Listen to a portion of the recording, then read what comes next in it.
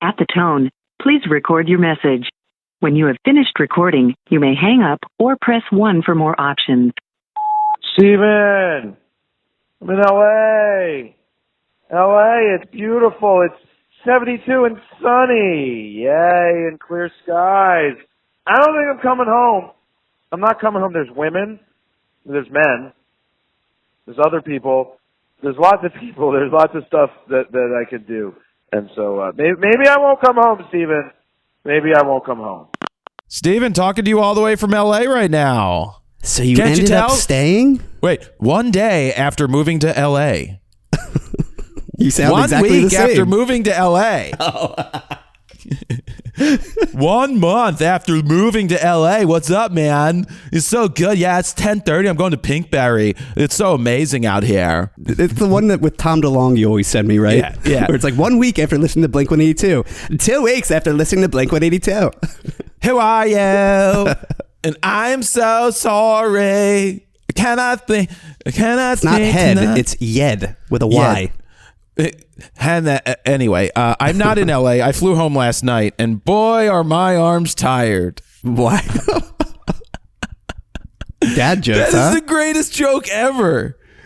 Oh, man, no. So I flew to LA on, was it Monday? Monday morning, yes. I had a 6 a.m. flight out of Philly on Monday. So get to LA at like 8:30, get to my buddy's house around 10, hang out there for a while. So why did you choose 6 a.m.? Did you actually have something to do like during the day right when you got there, first thing in the morning? I just figured I would maximize my time on the ground because I chose to fly home at 3:30 on Wednesday.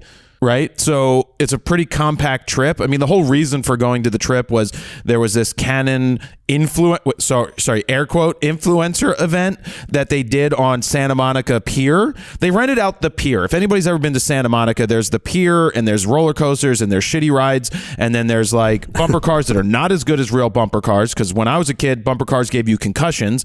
Now they've got like safety bumpers that don't even make you bump.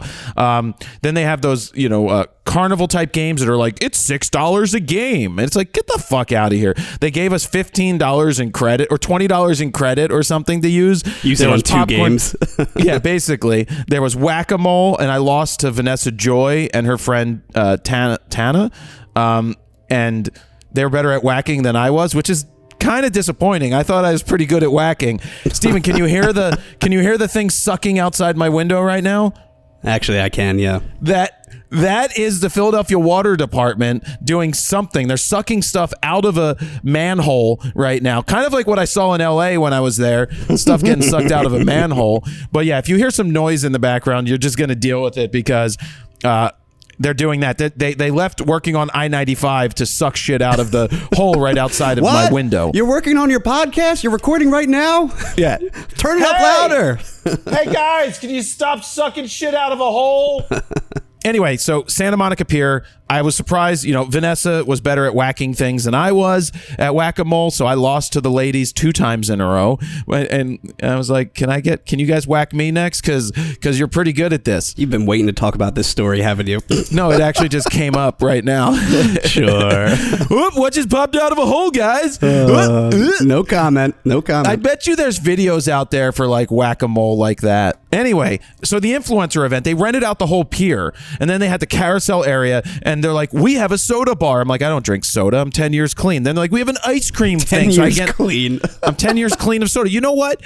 If sober people who call themselves sober get like applauds, what's the word? Whatever. They get patted on the back for being clean of alcohol and shit. I'm fucking 10 years clean of soda. That's a big undertaking. Soda doesn't destroy your life like alcohol does. Soda can destroy your life. It Not can in the fucking way of give alcohol, you diabetes. man.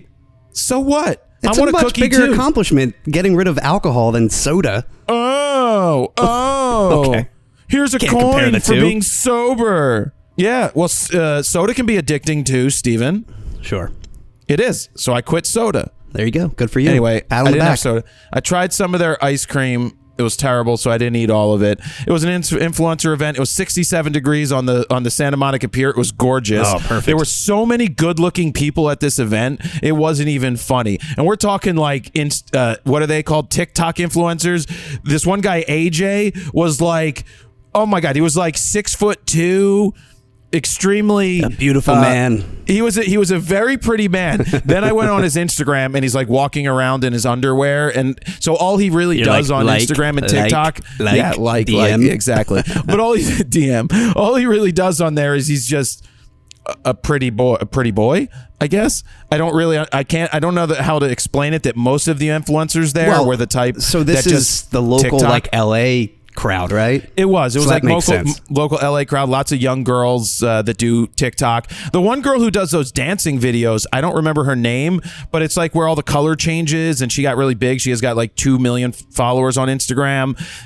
She dances to all these things, and then really good editing, because they utilize like movement and stabilize it a certain way, so that when they jump, it like shifts a certain way. I don't know. They do a good job. So yeah, I mean, it was cool. Is their main platform TikTok or Instagram with the younger crowd? Well, so the guy like AJ has got like 100,000 on Instagram, but then you go to his TikTok, he's got like 1 million. But you know my feelings on TikTok, having 1 million is really not really having 1 million of anything. It's just 1 million people that hit like, and they may follow you, but they never see your work. So my biggest thing, and I was having this discussion with the people I was talking to, is like, but are they making money? And yes, money is important when you're trying to have, this is a business. It is a business. And so I don't know that most of the TikTokers are really making money. I will tell you who I ran into though, and I've never met before. I saw Potato Jet. Oh, nice. Gene, Potato Jet. It was like we knew each other, though we've never talked in the history of ever. He's like, hey, I've only seen you on the internet. I'm like, me too. I've only seen you on the internet. I like what you do. I love that guy. I was telling you about him before we left. I'm like, you know who does a good job at doing these videos? You were just saying that last This week. guy. Yeah. Was he like super cheery in real life? Because he was really so happy. He just was seems like super such a nice guy. He's like, I was thinking of not coming to this, but then they said open bar. My man. But it wasn't really a good open bar. Speaking of alcoholics, it wasn't a great open bar. Not saying he's an alcoholic, by the way. No, I was saying speaking of alcoholics was a callback to us having a discussion. But you said it right after we were talking about him. I think they just had wine and they didn't really have booze. But then I couldn't tell like who was basic bitch domestics, right?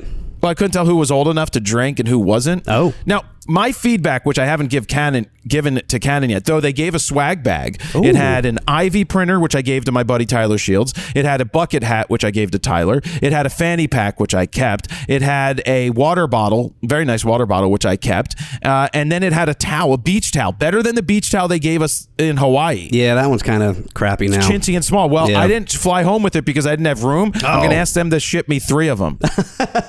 Not one just for one, you, but 3. One for you and your baby when it happens, and 1 for me, and 2 for me, and none for Dan. Because he doesn't even listen to the show. I will say, by the way, speaking of the water bottles you brought up, I've got so many branded water bottles from all these freaking press trips. I've probably got 15 of them, and I have no idea what I want to do with them. I want to probably put them on a shelf somewhere, but they're like piece of crap. I've got an Olympus one up there. Exactly. Behind me. I've got Nikon, a whole shelf. Leica, for some reason I've got. And Well, we never went on a I use- Leica press trip. No, but I use the Nikon one all the time for my lunch. It's the best water one that we had. I think it's like a Yeti or something. It's like a Hydro Flask or something. Yeah. Hydro Flask. Yeah, it's like the best one that we've ever gotten. And the other ones are just cheap pieces of crap. Cheap pieces of shit. Like those companies like Olympus. Next week, we're going to do you will hear an episode of Q&As because Steven will be on vacation. Ah, yes. So we will be recording that so you don't submit your questions anymore. We still have a ton that came in. We're going to be recording that one shortly. Lots of cool questions. I still have to send them to Steven so he can veto and pick and choose because there's a lot. Have you gone through it all? I haven't looked at all. No, I've been super busy with the video That's I'm working true. on right now.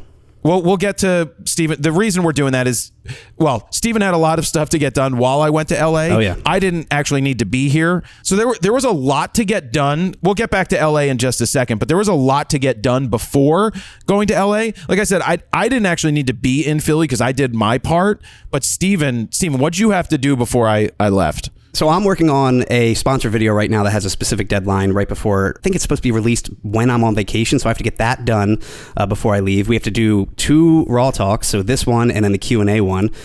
We had to finish the Nikon 180 to 600 before you left. We had to do all the thumbnails for both of those videos. I had to do all the product shots and everything else for the sponsored video, but I had to do and we had to record the actual sponsored video that Friday before you left. I had to do all of that Friday because I knew I wasn't going to see you basically all of this week, and then I'm out come Monday and the following week. So Friday was kind of a cluster F. We were running around like crazy, and then you had an issue where you had a flat tire in the middle of all of this when I still had to film B-roll with you and this specific product for the sponsored video, and that kind of threw a monkey wrench in our plans and screwed everything up. But we still made it work. It's just I was running around with my head cut off pretty much the entire day. Yeah, it wasn't exciting to have my Tesla notification pop up. Your tire pressure is extremely low. I mean, it's the city. You know, every single block is under construction for the most part. There's nails everywhere. This I think wasn't I've gotten a nail. 3 pop tires at this point working with you. This was a razor blade, like a X-Acto, like one of the ones that you put into a box cutter. Okay. It was old and rusty. So the ironic thing here is, right before I left to go back to my other house to let the exterminator in, I saw a bunch of screws and stuff on the side of the sidewalk. So I pick them up, throw them in a recycling bin because I don't want them rolling in the street and someone popping a tire or me popping a tire. Sure. Do the right thing.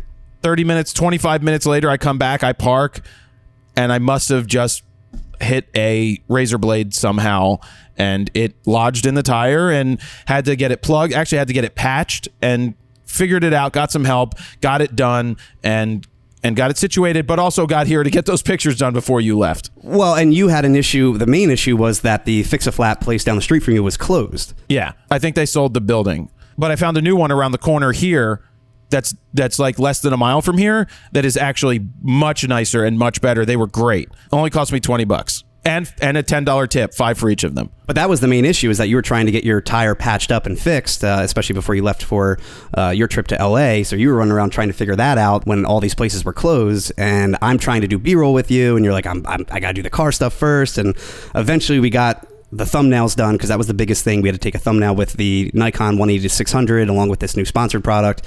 I had to get it done before you left. That was the biggest issue. Yeah. So we will be getting to talking about the Nikon 180-600. I totally forgot about the 70-180 when I did my photo news. I didn't even remember that when I wrote that. Well, the plan was for you to mention it during the I'll fix. do it next week. It's fine. I'll do it for next week. Yeah, but it's 2 weeks old.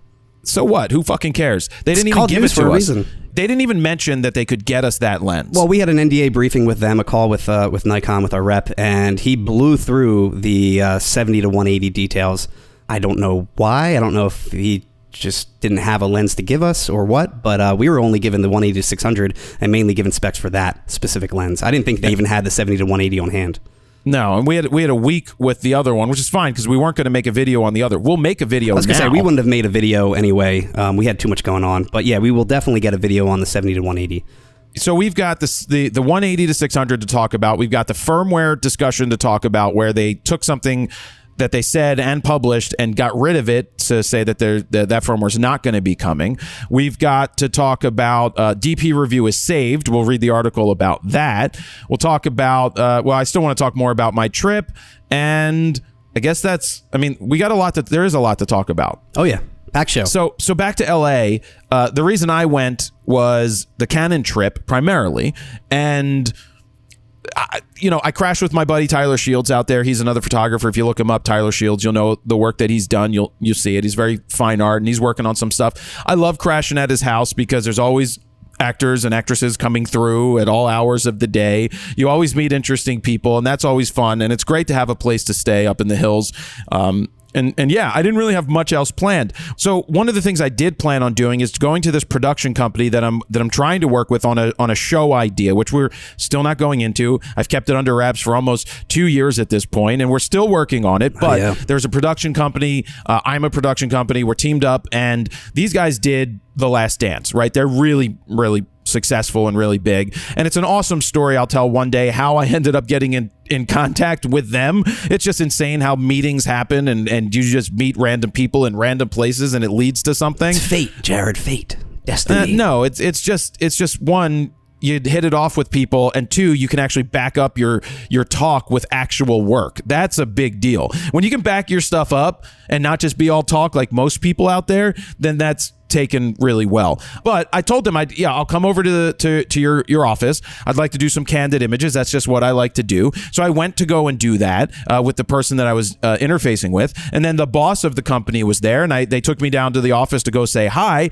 Turns out this guy is from Philly, right? He's been in LA a while, but he's from Philly. He's a big Phillies fan. He's a big baseball fan. He's got all these signed balls and bats and memorabilia from the Phillies and everybody else in his office. Oh, wow. We talk. He was at the World Series. He's not in the photo of Bryce Harper. He's like, I was to the right on the right of the dugout. I'm like, so I'm going to look through images to see if I can find him in those shots. But he said he was there. And he starts talking. It was interesting. He's like, "You're from Philly. Have you ever heard of this guy George Raveling?" And I go, "You mean Coach?" He's like, "You know Coach?" I was like, "Yeah, I know Coach. I've worked with him." And then the other guy off the coffee table pulls out this book, which has a photo of Coach Raveling on the front. And I look, I'm like, that's my book. Yeah, I took that. I gave that. That's Small what world. Yeah. He's like, yeah, Coach gave me this as a gift. And Wow. that's yours? I'm like, yeah, that's my book. I shot all those. And Coach loves that book, right? That specific photo book. Isn't that some of his favorite photos ever taken of him? His favorite photo is in there of him walking across the street in Kentucky. He loves that photo. Wow. He mentions it all the time. And so that's what a weird coincidence that was unknown, but my photo book is there. So one, leave behinds are one of the most important things ever. For sure. Coach has bought like 50 of those Printique books from me because he gives them as gifts to everybody because he's like, he always says there doesn't need to be words in this book. It speaks for itself, these photos. You gave him what, like 10 to begin with or something, and then he ordered another 50 on top of that? I think he bought like 10 of them, and he keeps ordering more because he gives them away. He loves them. And that's why, I love the books just because no one's going to throw them out. Like when I went up to the office to meet with the guy I was talking with, the Bernie book was on his shelf because I sent him the Bernie book. Now, not everybody is going to appreciate that book because it's politics. Yeah, I was going to say, they won't display it sometimes, yeah. But when I get the second book done, the one that's going to be more music related, then... Any update on that, by the way?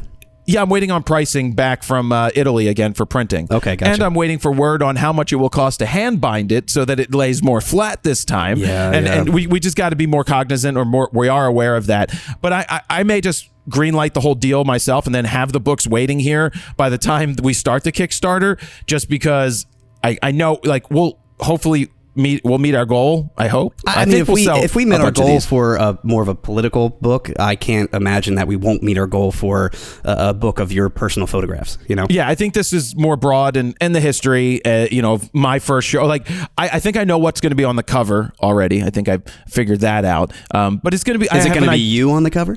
No, I think it's Perry smoking the joint. Okay, I think gotcha. that's the right cover. Yeah. I just think that one is a cool photo. Though I do like the ones of me too. That they are pretty cool, but my self-portraits will be in the book. Oh, the guy, they stopped sucking shit out of a hole behind me right now. Can hear you tell it, the difference? Mm-hmm. Wow. So yeah, maybe we'll have maybe we'll get a sound booth somewhere. When we have another place to go, we'll get one of those sound booths that I'll hate. The only issue is it just gets hot. Yeah. Whatever. So I'm in the guy's office. We're all talking about this stuff, right? The Coach Raveling. He's like, Coach is doing, and I'm pretty sure I could say this, they're doing a documentary on Coach Raveling because he's got an incredible story. We played it a couple weeks ago. We played the main audio from Coach. Yeah. But he's like, are you coming tomorrow? I'm like, for what? He's like, oh, we're filming tomorrow. Mind you, I'm leaving at 3:30. And I didn't know that was going to be the first day of filming. And I'm like, yeah, sure. I'll show up to the set. So they put me on the call list. I get an email and I go there and I shoot. So you were actually the set photographer, correct? I think they put me down as set photographer. But you didn't get paid, right? You're just doing this kind of on your own? I didn't get paid right now, but look, everything I will get paid in the long run, right? I didn't go out there to I didn't know what would happen, right? And I think the moral of the story here is I went out just because I paid my own way. Canon didn't pay for me to go. They didn't have budget for me. Plus, it was just like I didn't really finish talking about that whole thing. But they didn't pay for me to go to the Canon thing. But I used miles to go, and I stayed at a friend's house. And I knew I had these days that I could work with. Mm-hmm. And sometimes you just have to go and change your environment, and you don't know what's going to happen. I met great people.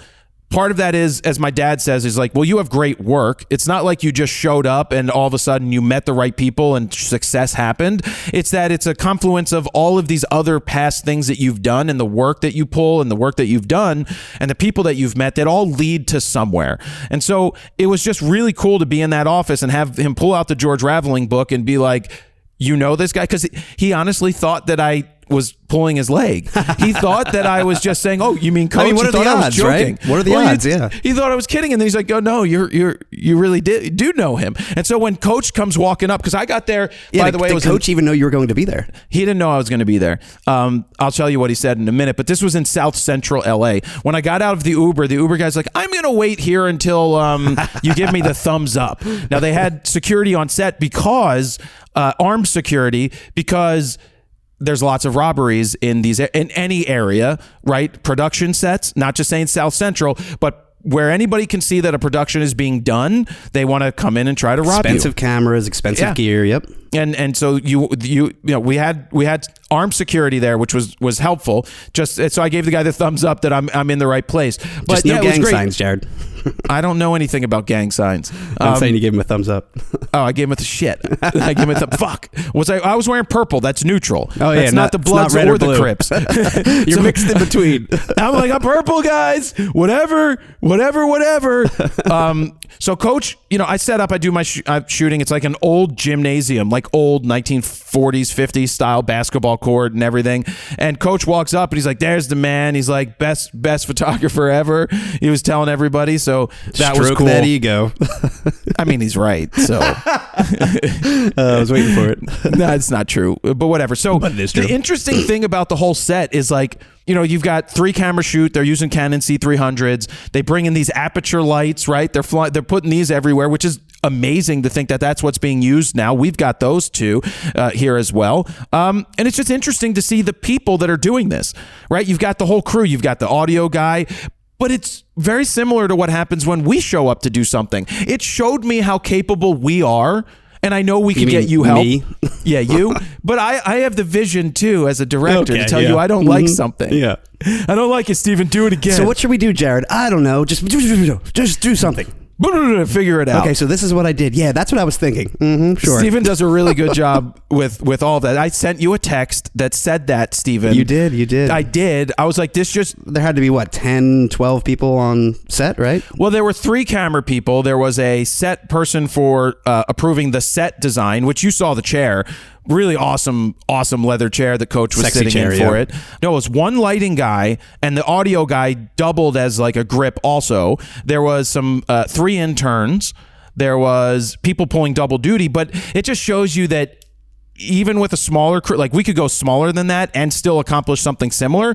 And I'm not downplaying what they did at all. It looked awesome on camera. It's gonna look amazing. DP, they had a director. Like, it just shows you, when you see this stuff in action, you're like, oh, we are on the right path. Well, the hard part, though, when we do this kind of stuff is I'm playing producer, director, camera operator, audio guy, a little bit of everything. So if you forget what you just said, or you need a pickup or something like that, it's hard for me to remember where you left off, because I'm trying to man 3-4 different cameras, make sure the audio is fine, all of that. So it's tough to do all of that by yourself. Now, we make it work usually, but I always say when we have these big productions, like, I really do need more people to man another camera. Like, I can't guarantee that you might be out of focus if it's on autofocus and it loses your eye or something like that. Like, I can't tell because I'm not behind every single camera as we shoot.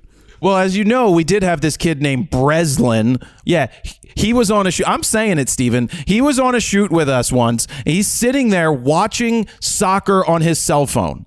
It was a static, locked-off shot, and he happened to be the other angle. I think the close-up on you. It was for one of the guides with Todd. And he's not paying attention. I flipped out. I think I flipped out pretty good. Actually, Todd flipped out on him, because your job is not to sit there and watch soccer on your phone while you're working. And typically for these interviews, once you have the camera set and locked, there's not much going on. There's not much movement. It's just kind of like just double checking is everything, recording is everything in focus.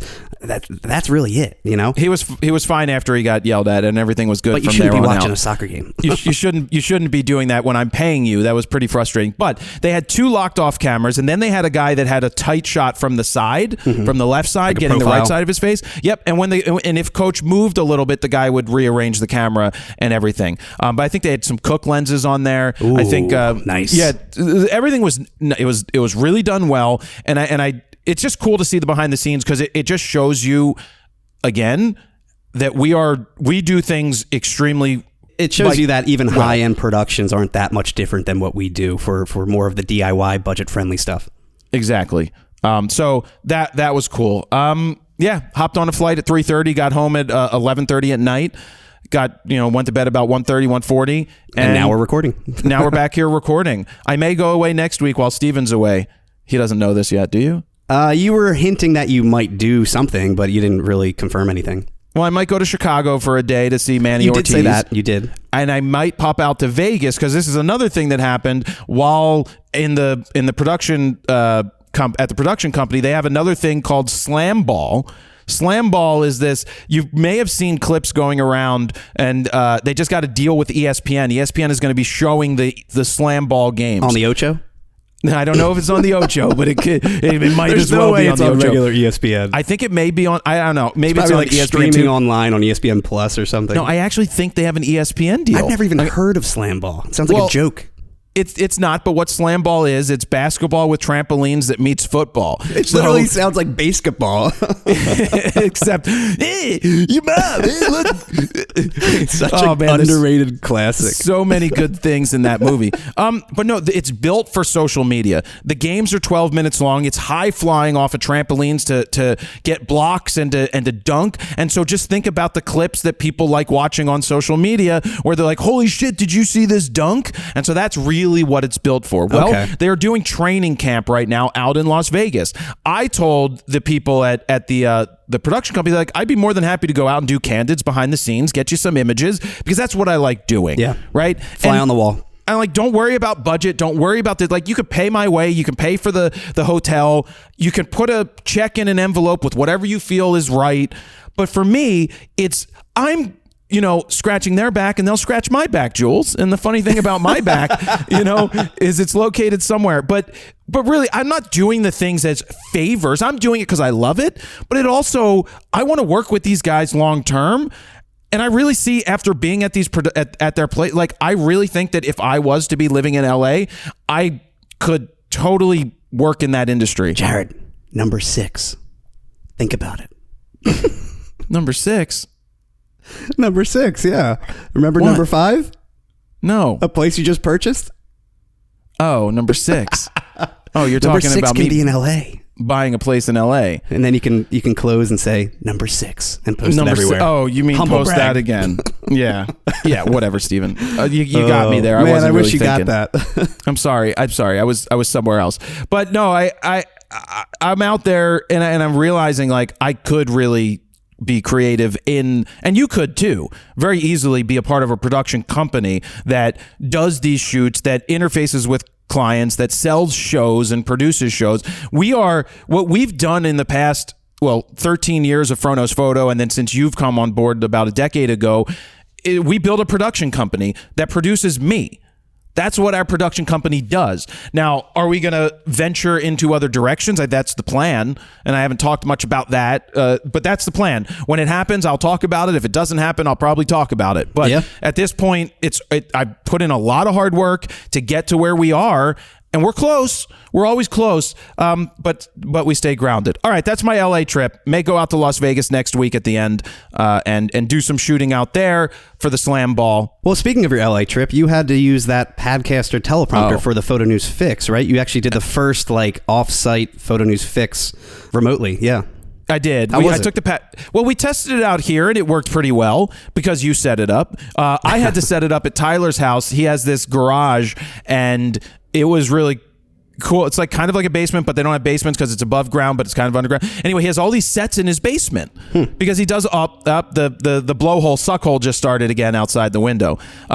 He's got all of these sets in his house. It kind of looks like a porn studio down there, but it's not. He doesn't do that. The backdrop on the fix, I'm like, what am I looking at? But I made a porn studio joke, and I want Dirk Diggler, like, because it's LA. But no, he has all these different sets for doing all these different things down there, different photos. You never know who's coming through, and he picks one and does it. I'm like, I want to do this. I'm like, do you have a phone? He's like, we do have a phone. It was a rotary phone too, just like the fix one. Yeah, but it was a red one.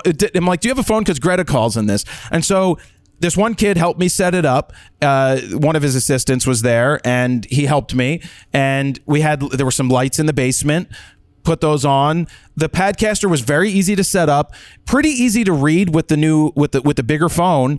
I just had trouble doing it because the angle would have been better if you said it, all that stuff. Well, I could still tell that you were struggling reading it when I actually got the clip back. And I knew that would happen. Like, you always are super confident when we're like testing it out and you're like, yeah, I can read it. It's fine. It's great. But then the second we hit record, it's like struggle city. It's the same thing when we're back here in Philly.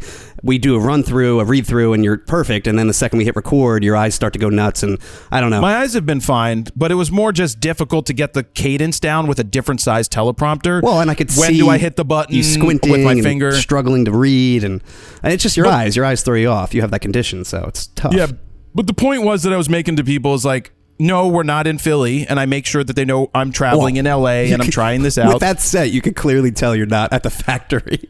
Right, but I also just think that it's okay that the quality, it's about the news, and so that if it's not the highest quality in the world, I did use the R8, which thankfully is a much smaller file than the R5, so it's easier to upload. Because he didn't have super fast internet like us. It was like 20 up. Yeah, because the R8 has just IPP compression. It doesn't have the all-I like the R5. It's not that big of a file. So yeah, I basically just set you up, for the most part, generic settings, and then just locked it in C1. And then if you needed to do changes, you can just make them on the fly with white balance or with exposure, ISO. And it looked fine. It was good enough, a little underexposed, but too much headroom. But again, like all minor things that are fixable for the most part. So I left that because I was like, we can punch in a little. Yeah. All I care about for the fix is just give me some good audio. That's all that's needed.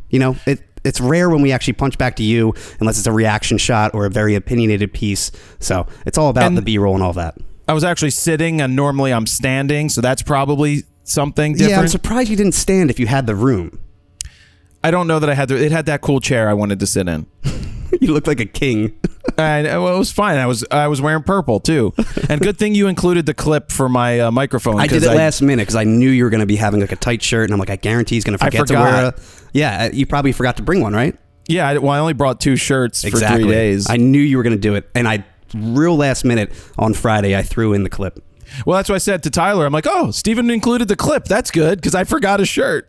I try to think about every little thing when I give you stuff. That's why you get paid the big bucks, 12.5%. Yeah, but then I'm like stressing out like crazy. Well, what if he does this? Well, what if he wears a tight shirt and forgets the cloth one? What if he does that? I have to like throw everything in there, even like an ND filter I threw in because I'm like, maybe he's shooting outside. I don't know. No, I did it there. Now in Chicago, I'll figure out if I'm going to do it in Chicago or if I'll do it on Monday before I leave. Well, I'll probably do it on Monday. It just makes it much easier.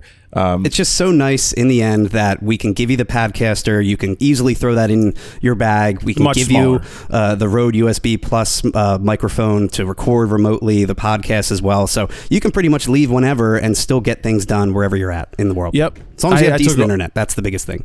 Yeah, for sure. And one thing I want to do with the Padcaster is I do want to get a string that we can measure out the distance of how far I should be, that I could just have a string attached to the end of it and then pull it out to the area I should be standing. That would be very helpful. And it's roughly 5 or 6 feet is like the max that you can be away from that. So it's tough. That's why we had to throw in a 15 to 35 wide angle lens, but I think we were still at like 35 millimeters for your frame, right? I kept it at 35 for the frame. Cool.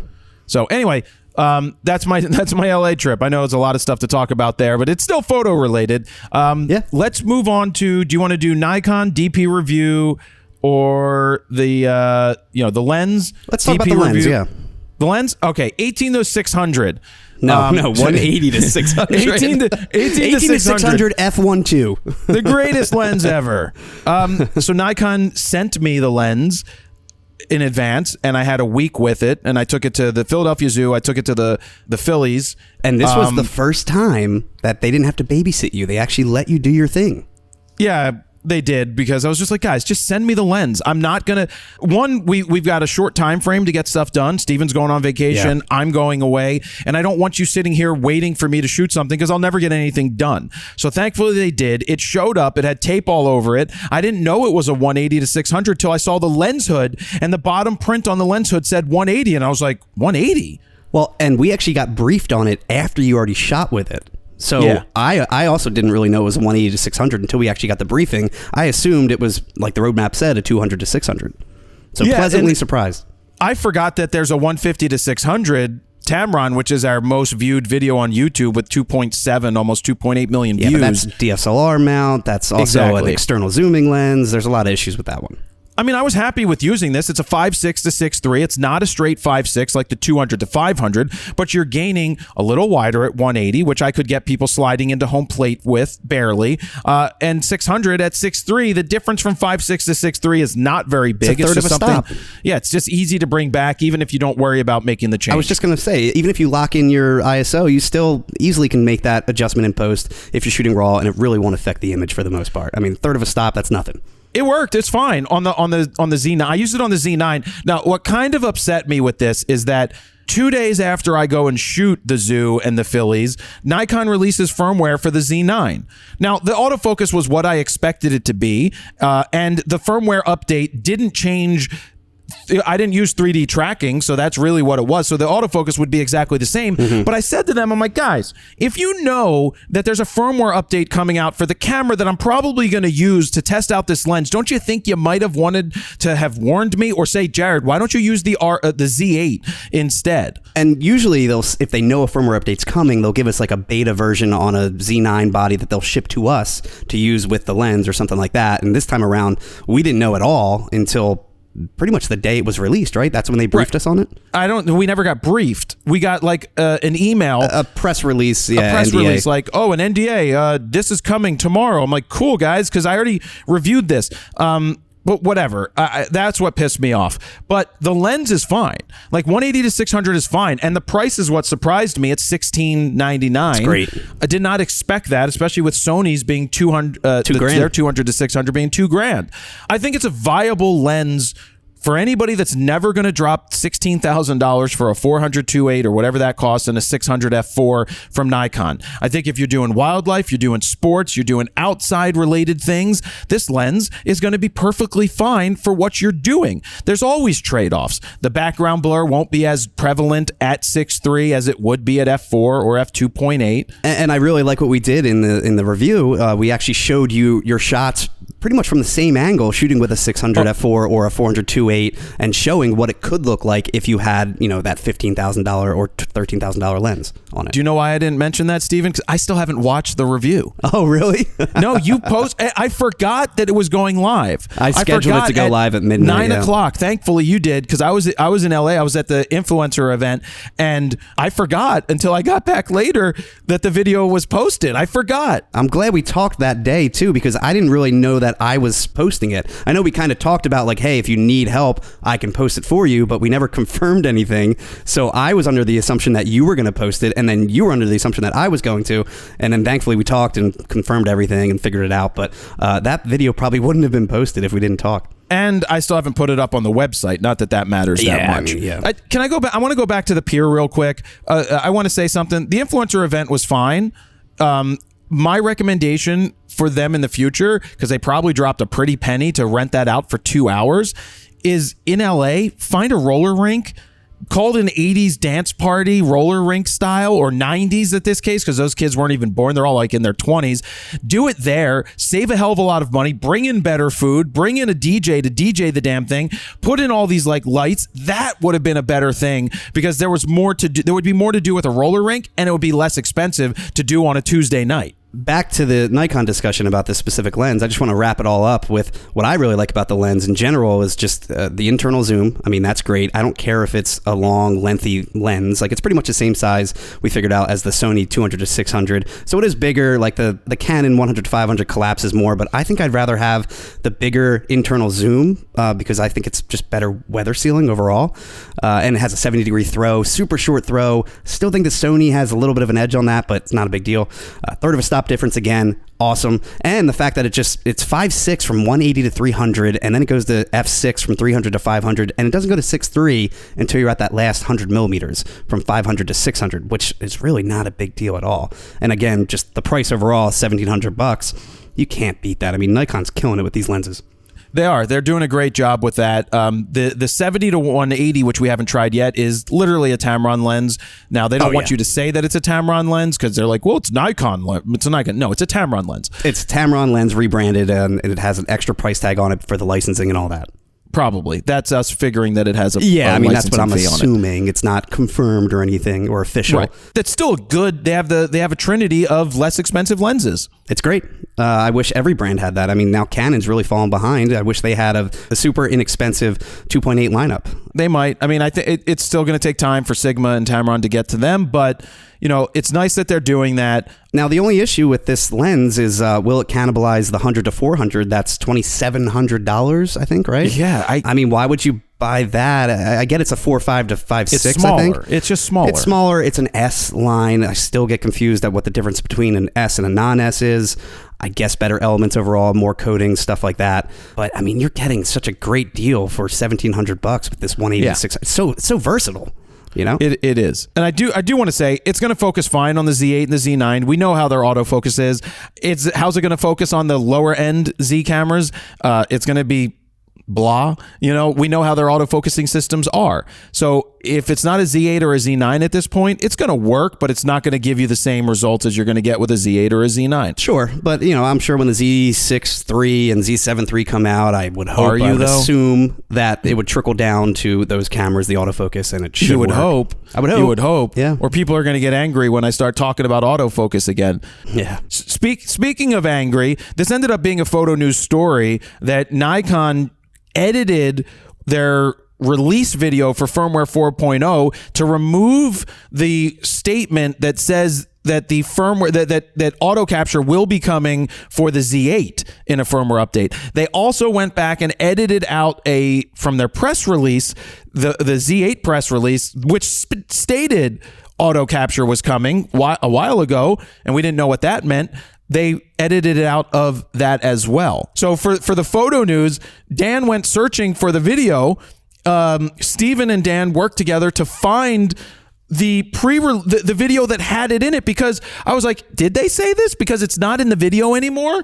You want to explain that, Steven? Yeah, so I read your script. Me and Dan were going back and forth because you had mentioned that they had re-uploaded the video in somehow without changing anything, changing the views and all of that. Now, there is an actual editor built into the back end of YouTube that you can like trim and cut and do very basic editing, replace audio, replace music, stuff like that. And that's exactly what they did. They took out about 7-8 seconds of the mention of, the auto capture will be coming to the Z8 in the future. Now, the issue was Dan had ripped the original video for the firmware 4.0 mentioned in the fix last week, but he didn't rip the audio. So he just had the video clip, which showed the Z8 on the screen, but there's no audio of them actually saying, hey, it's coming to the Z8. Well, I did some digging. I tried to look up the original video, see if anyone ripped it or anything like that so I can grab the audio. I eventually went on the Wayback Machine after going through many different forums, many different Nikon groups. The Wayback Machine. And I actually found they archived the original video on the Wayback Machine, which is pretty incredible. Now, there was really no way to rip it off there, so I had to do some screen recordings, and we did eventually rip the audio off of it and then synced it up to our video. And we basically have the original video that we put in the fix this week, and I don't think anyone else really has it. And I did dig up the original press release that we got sent from Nikon themselves, and yes, it does specifically say via a firmware update, there will be a new thing called auto capture coming to the Z8, but now they have since updated that press release and it's nowhere to be found. So I don't know if they're just going to wait a little bit until it gets refined and then give it to the Z8, or if they're simply thinking, hey, we need to really differentiate the Z9 now, and maybe we're just going to give that the auto capture and not give it to the Z8, which I think totally makes sense because, you know, if I was a Z9 user, I would want more updates than the Z8. I paid $1,500 more, but I'm sure Z8 users are kind of disappointed because they did say specifically that it was coming to the Z8. And hey, maybe it will still be coming. We just don't know right now. So yeah, it's interesting that Nikon went ahead and did that, removed it from the video. I thought that you couldn't redo. So my thinking with YouTube videos is Vimeo lets you upload a entirely new video to the same URL that it replaces the old video. YouTube doesn't let you replace a video. They let you go in and use their really bad editing tool to like slice something out. And Steven said he can tell where the edit was done. Well, you can hear the breath, you can hear the hard cut where they cut that part out on the back end. And we've never actually had to use, well, if we had to adjust the video, usually it's something more major like doing an entire pickup or re-recording something and adding that in, which the editor on the back end really doesn't let you do. Again, it's very basic editing. So I don't think we've ever actually used the back end editor, right? I don't think we have. Or really needed to. I mean, there's only been a few times where we've had to actually re-upload a video. It's rare. Yeah, we don't do much of that. Well, because I double check the exports. You have to, because there's plenty of times where I've been up late at night, like finishing an edit or something for, a preview or an embargo being lifted or something like that, a new camera, and I'm half awake trying to export it. So I have to just make sure I didn't make any mistakes on my end, and typically we usually don't. I need to watch the video. It's been a good video. A couple days. I still haven't watched it. The good thing about the review is that it's about 17 minutes long, minus the plugs, give or take. So I think we finally got a nice little sweet spot, because I'm not a huge fan of when these reviews are 30 minutes long, something like that. I think if we can get it down to like 12 to 15 minutes, that super sweet spot, that's such a great length. What I like about what we do when we use Nikon is that we have the full EVF recording. Yes. 100%. And I've said this to you, that when we get to doing my video guide, hopefully soon, the next product, I'm probably using a Z8 the whole time, or a Z9. And I may dumb down some of the focusing settings just for educational purposes, but I got to use a Nikon to teach in the field, because it's the only one, I think Panasonic does too, but it's the only legitimate one that gives us what we need. Panasonic actually lets you record the audio too, which is pretty awesome, insane. Because if you're talking directly to the model or giving any tips on how to pose or something like that, the EVF recording will actually pick that up. But the Panasonic, the issue is it actually affects the frame rate and focusing when you're autofocus when you're recording through the HDMI. Now let's move on to the DP Review saved story, Steven. DP Review is now owned by Gear Patrol. And wait, did they get saved by Jesus? Are they born again? Could they be called born again camera reviewers now? Jesus saves DP Review. That should be the title. Jesus saves. Sure. Jesus. I will say, when I saw Gear Patrol, every time I read it, I think of Paw Patrol. Every single time I read it, I think of Paw Patrol. That's what I said, Paw Patrol. I don't even know what Paw Patrol is, because I'm not a kid, but it says they started in 2007, Gear Patrol, so I'm sure they obviously picked out that name before Paw Patrol even existed. And have you ever heard of Gear Patrol, Steven? I have never heard of it until this merger. I've never heard of Gear Patrol, but go ahead, Steven, read the good news about DP Review being saved by Jesus Christ Superstar. So DP Review posted their article, and it says, DPReview.com looks forward to a new chapter with Gear Patrol. Dear readers, we've heard from many of you over the past several weeks, and we realize there are many questions about what comes next for DP Review. We're thrilled to share the news that Gear Patrol has acquired DP Review. Gear Patrol is a natural home for the next phase of DP Review's journey, and I'm excited to see what we can accomplish together. I want to reassure you that we remain firmly committed to what makes DP Review great: the best camera reviews in the business, industry-leading photography news and features, and one of the most active photography communities anywhere on the internet. This is just the beginning of a new chapter for DP Review, and we don't have all the answers yet, but I'm sharing what we know below, and we'll continue to share information about this change as we get more acquainted with our partners at Gear Patrol. Thank you for your continued support of our team and legacy. We appreciate it and can't thank you enough. Scott Everett, General Manager from DPReview.com. And then they have a whole Q&A section, but there's not much information given. Basically saying DP Review is going to remain the same, not much changes are happening. Oh yeah, we'll remain the same. Their forums are still going to be filled with hate. Yeah, like old people reading forums. I mean, in my opinion, this is kind of the time to let's refresh DP Review. Let's make some changes for the better. Now is the time to do it. I don't know if it's good to stay stagnant and be exactly the same that you were for the past how many years. First off, the reason that DP Review ended up in the position that they ended up in, forcing Amazon's hand to get rid of them or shut them down, is that they just never evolved over time. Now, 3 years ago, they added Jordan and Chris to do DP Review TV, which was great. That was good for them, but great move for them. It also was unnecessary for DP Review, unnecessary for them as much, because the YouTube world meant more. Like, that's a separate universe. They became the face of DP Review for most viewers. Well, they never had faces. They had writers. That's what I mean, yeah. They had writers, and yes, they were the authority in the field. You took DP Review seriously in the past because they were the ones that were writers, not that they were real photographers, because generally speaking, most of the photos on DP Review sample images are garbage. They've always been garbage. They're just snapshots. There are people that write about cameras that don't actually know what the fuck they're doing when it comes to photography. And yes, Steven, I'm serious about that. But they've been sliced at the knees. There was like 1 or 2 people still left, and we didn't know what was going on as DP Review was posting videos still, and you're like, who are these people? And then they sell to somebody, get acquired by Gear Patrol, which is like a Gizmodo type site or an Engadget type site, which I've never heard of. Not saying that it's bad that I've never heard of them, but it's kind of bad that we've never heard of them. And Gear Patrol, if you go on their website and look under the About section, it says it was founded in 2007. Gear Patrol is an award-winning publication and content studio dedicated to informing today's generation of consumers about the best products to pursue their lives. I mean, that's a super generic, bland statement. It doesn't really give you much info. Do they make videos? Do they have a YouTube channel? I don't know. I didn't read into it that much, but it looks like they have all these different types of categories and sections that they cover. Newsflash. They just started to fucking suck shit out of the manhole again. Holy Jesus. I hear it, yeah. Gear Patrol. Oh, they do have a YouTube. I'm going to their YouTube right now. Let's see how their YouTube is doing. They have 42,000 subscribers. All right. And their last video was 4 months ago. Oh. It was 1 minute and 7 seconds long and has 382 views. See, that sounds like the old DP Review when they would put up these like 1 minute clips, turn comments off, all of that, and it's just to kind of insert it into the article. Oh, God. These videos are terrible. Terrible thumbnails. My biggest thing now, though, is Jordan and Chris are remaining at Petapixel. They've confirmed that they are not coming back to DP Review. Of course they're not coming back. I can't believe that people even questioned. I know. Oh, will Jordan and Chris come back? Are you guys that thick that you don't understand? Like, really?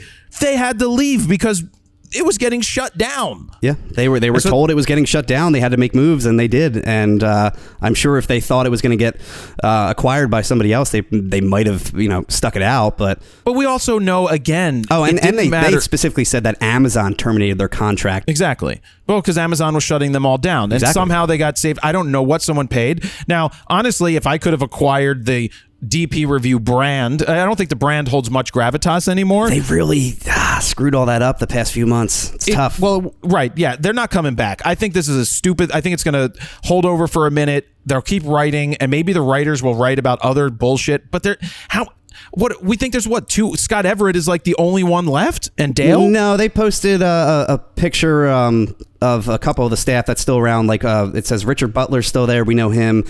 Dale Baskin is still there. We know him from the press trips as well. The rest must be either new or just behind the scenes writers that I never had a face to them. But yeah, it looks like most of the staff is still there. Well, whatever was left by the end. So the only DP Review's archive, I don't even know if those affiliate links are going to be that worthy anymore anyway, especially if the stuff never got updated. They're going to have to now switch it over to probably Gear Patrol affiliate links or something. I'm sure they're going to have to go back and change every single article. Oh, yeah, maybe. Yeah, true. That's going to be pretty hard. Now, I question, are they going to have a new face for the YouTube channel, or are they just going to do what they've been doing the past few weeks, but just having random hosts, different writers on camera, or will they seek out completely new personalities to be the host of the YouTube channel and the face of DP Review? I think it's going to be very hard to find a replacement for Chris and Jordan. Well, what they may try to do is, being that their channel sucks so bad on Gear Patrol, Paw Patrol, that they might decide to change the DP Review channel to Gear Patrol, and it's going to fail. It just will flop. That's not how this shit works. You don't kill your brand 6 months ago and think that you're going to be able to save it. If this was all, obviously it was meant to be shut down, and then the outcry was there. I don't know how a Gear Patrol gets a hold of this. I don't know who they knew and who they talked to. I don't think it's good. I hope they didn't pay a lot of money. It's going to cost them money to have employees, or you don't even know what the deal is with the employees that are coming from DP Review and Amazon. I just don't know, man. I don't care. Like when I read this, I was like, I don't know who Gear Patrol is. I don't really give a shit because, again, I don't think DP Review in the last bunch of years was doing anything special. The only people doing something were Jordan and Chris making videos. And then the writing, I never read their articles because I don't give a shit what they have to say because their photos are garbage. Is that too harsh, Steven? Or is it just true? It's whatever you want to say. It's your opinion. It's what I want to say. It's RAWtalk. I will say now, changing gears to like Imaging Resource, like I don't know what's going on with them either. Are they going to, is it the same thing happening behind the scenes? Is someone acquiring them? Because they went offline for days or weeks, and now all of a sudden their website's back up, but the last article posted was back in April 18th. So like, why don't we check with Jaron Schneider, see what he has to say? Well, Jaron Schneider never did anything with Imaging. Oh no, he did. Yeah, he used to work for them. He used to work for them. He thought that was before a he went to big Petapixel, deal working for that company, and it obviously wasn't a big deal. They had to shut that thing down and sell it. I just think in a very visual based world, it's tough to get to have an old school website with just pure text written articles. Yeah, unless you're charging a shit ton of money for something. Or you're going to start getting a lot of AI based articles written for you, and the editors will get thrown out the window, which then it just becomes a random garbage website because AI you can't really trust yet. Anytime I get on YouTube, and I can tell that it's an AI video because the voice is fine, it sounds real, but you can tell by what they're saying, and then that the images are that they're showing, and it's so generic. I will thumbs down and leave it right away. Yep. Because I'm not gonna. It's just garbage. And you see those ads. Do you want to make $150,000 a month like I do? I have 10 YouTube channels that I don't have to do anything. It's all AI. I'm like, dude, it's like, that have doesn't some work. integrity, Yeah, people don't. People don't have integrity. They really don't. They want to find the shortcut. Yeah. Yep. The biggest shortcut to get to success is cheating, and I hate cheaters. Same.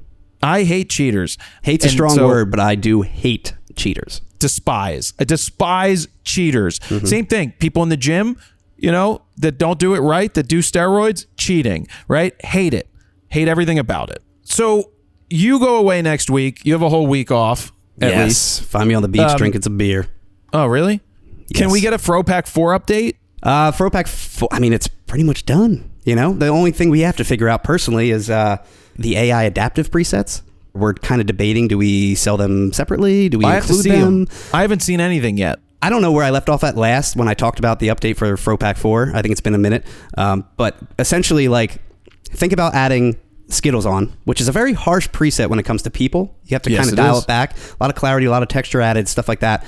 But think about adding Skittles and then using an adaptive preset on top of that, which will then clean up the face, take away the clarity, smooth it out, sharpen the eyes, brighten the eyes up, do the normal face smoothing, and make it look incredible, where the rest of the background's nice and Skittle-fied, whatever you want to call it, and then you have a perfect face. That's kind of what I'm working with a lot of these presets, and it's pretty mind-blowing. The only issue is it takes a minute to apply the preset because it does have to do the AI masking and everything behind the scenes, but it's incredible. You just click it on a person and you can even tell it, I just want it to affect the arms. I just want to affect the lower body. I want to affect the whole body and the face. There's so many things you can do with it besides just being let's just change the background color or something, Do you know what it sounds like to me, Steven? What? It sounds like we can include it with FroPack 4 potentially as a bundle, but for all the people that don't, who already own 1, 2, and 3, it would be nice to offer it as a add-on, but I don't know how much. We got to build that out. And that's the great thing is you can have it just as a separate masking preset. So you can apply a preset from FroPack 1, 2, or 3, and then go in there and apply this preset on top of that, which will then simply mask out and adjust the face and the skin and that kind of stuff. Basically, it really is incredible. Gets home from vacation, I want to move full steam ahead on getting this posted. And I told you a few weeks ago, it is time to figure out how we're going to make the website work, adding a whole other preset. FroPack. I need the presets. I need the names. I need the sample images, before I can even get the site built. We need to go over names, which is fun. I love that part. I hate that part because you name it such random names. That's right. Cracker Jacks, man. Cracker no, but Jacks that actually makes sense, though. I told you it makes sense. So again, some do. Some are spot on, but Steven explains to me what it does, and then I throw something out against the wall. Like Skittles from day one was always Skittles. From day one, I was like, this is Skittles. That was always a thing.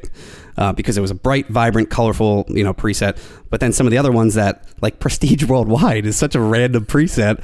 Amazing. And really, Prestige Worldwide was kind of like Skittles version 2. Just people don't really know that, but it's Skittles dialed back for the most part. It's really colorful, vibrant. That's probably my go-to. Like if you just want it to look perfect, colorful, vibrant, but not go over the top, Prestige Worldwide is a great preset for that. Yeah. FroPack 3, I believe. Well, we'll get that going when you get back. Yeah. So we'll have next week an episode, which is a Q&A because we don't want to skip a week. I will be maybe flying around. I have to figure all that out. I got to make a note here. Let's see. Fly out. No. You think you're going to stay with Manny Ortiz, you said? For a day. I want to go to a Chicago game. The Phillies are going to be in Chicago. So cool. I can go to a game there, get seen by those guys, and then pop out to Vegas because I'm already halfway across the country and spend time there doing shooting, and then come home and be ready to jump back into work. Perfect. Well, you have yourself a fun trip, Steven. Oh, I will. You guys can always text us at 313-710-9729. Oh, it's most likely your last trip. Where you get to relax. Oh, yeah. Late August is coming soon. I actually just got the baby furniture delivered yesterday. Oh, yeah? Mm-hmm. Is that when you told me you had to stay home for work? Yes. Well, I mean, you always stay home for work mostly anyway, so... Yeah, I just said I can still obviously work. I just need to be home to let them in and to actually deliver the furniture. Did you decide on Tonisha? Jared, stop. Stop giving it away. I need to get the baby gift ready. We have a name picked out, yes. I can't wait to hear it. It's going to be like Can't Bella. wait till you critique it. It's going to be my favorite. It's not Bella, no. Well, I'm trying to think of Disney names here. It has nothing to do with Disney. Let's just say that. Really? I would not put my stamp of approval on that. You wouldn't? No. Did she try? No. Dopey, sleepy, stinky. I don't even know the 7 dwarfs, and I'm not even allowed to say dwarfs anymore. Okay, Steven, let's wrap this up. Episode 56. That's it for 56. I'm here. I'm not going anywhere. Hey. I thought you were going to say something else. I'm not going to say it, Steven. I just took out the words. It bleeped because there's... As always, guys, if you can leave a written review, 5 stars on Apple Podcasts. Or same if you with really Spotify. hate us. Or if you really hate us, just give us those 1 star. Don't give us those 1 stars. But and follow us on social media. I don't usually give my handle out very often, but at @S_Eckert ECKERT on Instagram. Jared obviously is Jared Polin everywhere across the board, and we'll be posting some baby pictures soon enough. Because we're having a baby together. Yes, is what that just sounded like. Surprise! It's mine. Boy, does my butt hurt.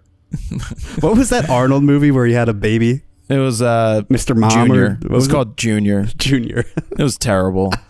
That was a terrible movie. I'm pregnant. I'm gonna have a baby. Like, how did a studio sign off on that? Because it was Arnold, and it was like after twins, and it was just stupid. Was that Danny DeVito pre 9/11? I don't know if Danny DeVito was in that one, but it was pre 9/11. So when pre 9/11 had some really bad movies. And I'm saying because they chose differently after post 9/11. Yeah. So, which is over 20 fucking years ago. Jeez. All right, Steven, I'm going to get out of here. Thank you very much for listening, everybody. Jared Polin, FroPhoto.com. See ya. Bye.